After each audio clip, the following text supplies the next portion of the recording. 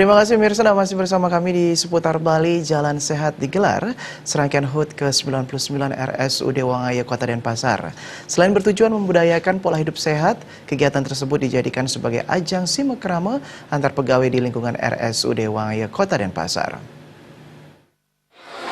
Para peserta Jalan Sehat serangkaian HUT ke-99 RSUD Wangaya Kota Denpasar dilepas oleh PLT Direktur RSUD Wangaya Kota Denpasar dan Kepala Dinas Kesehatan Kota Denpasar yang juga menjabat Ketua Dewan Pengawas RSUD Wangaya Kota Denpasar. Jalan Sehat mengambil start di halaman depan RSUD Wangaya dan finish di lapangan setempat. PLT Direktur RSUD Wangaya Kota Denpasar Dewo Putu Alit Parwito menyatakan, Jalan Sehat bertujuan untuk membudayakan pola hidup sehat. Selain itu, Jalan Sehat dijadikan sebagai ajang silaturahmi antar pegawai. Sebagai pelayan masyarakat di bidang kesehatan, seluruh staf di lingkungan RSUD Wangaya dipastikan kesehatannya dalam keadaan baik. Hari ini kita melakukan gerak Jalan Sehat ya, dalam rangka hari ulang tahun Rumah Sakit Wangaya yang ke-99.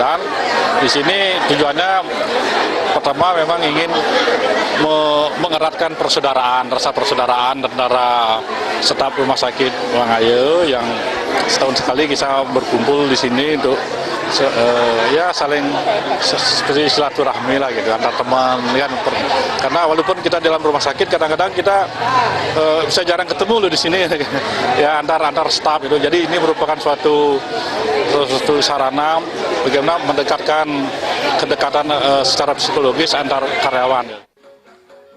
Ketua Panitia Ide Bagus Putu Wiyase menyatakan, sebelum mencapai puncak HUT ke-99, berbagai rangkaian kegiatan telah dilaksanakan, diantaranya melakukan kunjungan ke karyawan RSUD Wangaya yang sudah pensiun dan atau sedang dalam keadaan sakit, lomba tenaga medis berprestasi dan donor darah.